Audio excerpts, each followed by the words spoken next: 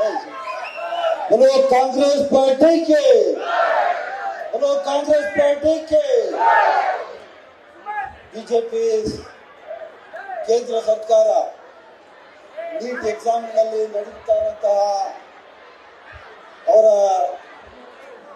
ದುಷ್ಕೃತ್ಯವನ್ನ ಬಯಲು ಮಾಡಲಿಕ್ಕೆ ಈ ಬೃಹತ್ ಪ್ರತಿಭಟನಾ ರ್ಯಾಲಿಯಲ್ಲಿ ಸೇರಿರುವಂತಹ ಯೂತ್ ಕಾಂಗ್ರೆಸ್ನ ಎಲ್ಲ ನನ್ನ ಪ್ರೀತಿಯ ಸಹೋದರ ಸಹೋದರಿಯರು, ವೇದಿಕೆ ಮೇಲೆ ಆಸೀನರಾಗಿರುವಂತಹ ನಿಮ್ಮೆಲ್ಲರ ನೆಚ್ಚಿನ ಮುಖ್ಯಮಂತ್ರಿ, ಈ ದೇಶ ಕಂಡಂತ ಅತ್ಯಂತ ಪ್ರಾಮಾಣಿಕ ಮುಖ್ಯಮಂತ್ರಿ ಸಿದ್ದರಾಮಯ್ಯ ಸಾಹೇಬ್ರೆ ಹಾಗೂ ರಾಷ್ಟ್ರೀಯ ಯೂತ್ ಕಾಂಗ್ರೆಸ್ನ ಅಧ್ಯಕ್ಷ ಹಾಗೂ ರಾಜ್ಯ ಯೂತ್ ಕಾಂಗ್ರೆಸ್ನ ಅಧ್ಯಕ್ಷ ಹಾಗೂ ವೇದಿಕೆ ಮೇಲೆ ಇರುವಂತಹ ಕಾಂಗ್ರೆಸ್ ಪಕ್ಷದ ಎಲ್ಲ ನನ್ನ ಪ್ರೀತಿಯ ಹಿರಿಯ ಕಿರಿಯ ಮಿತ್ರರ, ನಾನೇನು ಜಾಸ್ತಿ ಮಾತಾಡಕ್ ಹೋಗೋದಿಲ್ಲ.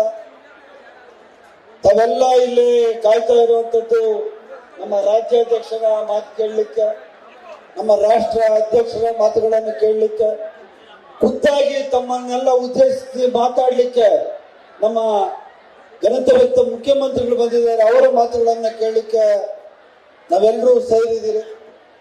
ಇವತ್ತು ಇಷ್ಟೊತ್ತು ನನ್ನ ಸ್ನೇಹಿತ ರಿಜ್ವಾನ್ ಅರ್ಷದ್ ಹೇಳ್ತಾ ಇದ್ರು, ಇಡೀ ದೇಶದಲ್ಲಿ ಇವತ್ತು ನಮ್ಮ ಯೋಜನಾಂಗವನ್ನ ಒಂದು ಕೆಟ್ಟ ದಾರಿಯತ್ತ ಎಳ್ಕೊಂಡು ಹೋಗ್ತಾ ಇರುವಂತ ಈ ಬಿಜೆಪಿ ಕೇಂದ್ರ ಸರ್ಕಾರದ ವಿರುದ್ಧ, ಅವರ ವ್ಯವಸ್ಥೆಯ ವಿರುದ್ಧ ನಾವೆಲ್ಲ ಪ್ರತಿಭಟನೆ ಮಾಡಬೇಕಾಗಿದೆ.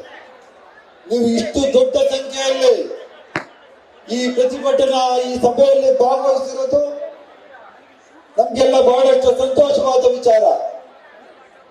ನಾವು ಮಾಡ್ತಾ ಇರುವಂತ ಪ್ರತಿಭಟನೆ ಇದು ಬರೀ ಅವರ ಕೆಲಸಗಳಿಗೆ ಮಾತ್ರ ಪ್ರತಿಭಟನೆ ಅಲ್ಲ, ಅವರ ಧೋರಣೆ, ಅವರ ಭ್ರಷ್ಟಾಚಾರಕ್ಕೆ ನಾವು ಮಾಡ್ತಾ ಇರುವಂತ ಪ್ರತಿಭಟನೆ ಅಂತ ಅವರಿಗೆ ಕೇಳಿಸ್ಬೇಕು.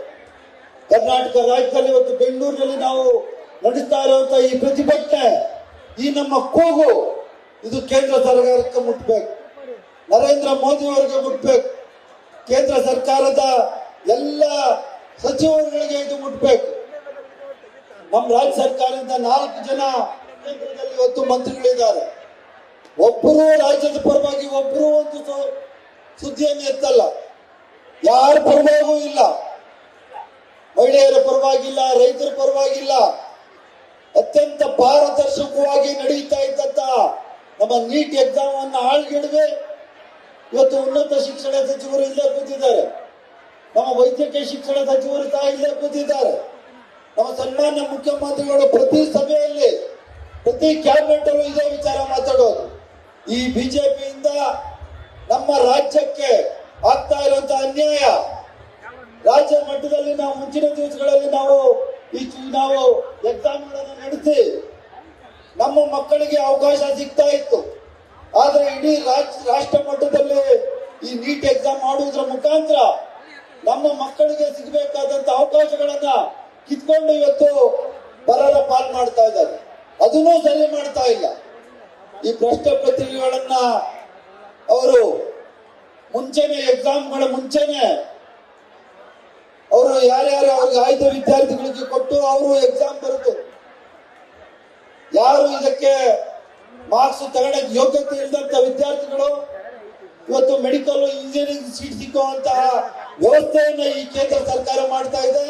ಅವರ ವಿರುದ್ಧವಾಗಿ ನಮ್ಮ ಈ ಹೋರಾಟ ಇದೇ ತರ ಮುಂದುವರಿಲಿ ಅಂತ ನಾನು ಈ ಸಂದರ್ಭದಲ್ಲಿ ಹೇಳಿ, ಇಷ್ಟೊಂದು ದೊಡ್ಡ ಸಂಖ್ಯೆಯಲ್ಲಿ ಎಲ್ಲ ನನ್ನ ವಿದ್ಯಾರ್ಥಿ ಮಿತ್ರರು, ಅದರಲ್ಲೂ ವಿಶೇಷವಾಗಿ ಯೂತ್ ಕಾಂಗ್ರೆಸ್ನ ನಮ್ಮ ಮಿತ್ರರು ಇವತ್ತು ಸೇರಿದ್ದೀರಿ, ನಮ್ಮ ಸಹೋದರರು ಸೇರಿದ್ದೀರಿ, ನಮ್ಮ ಸಹೋದರಿಯರು ಸೇರಿದ್ದೀರಿ.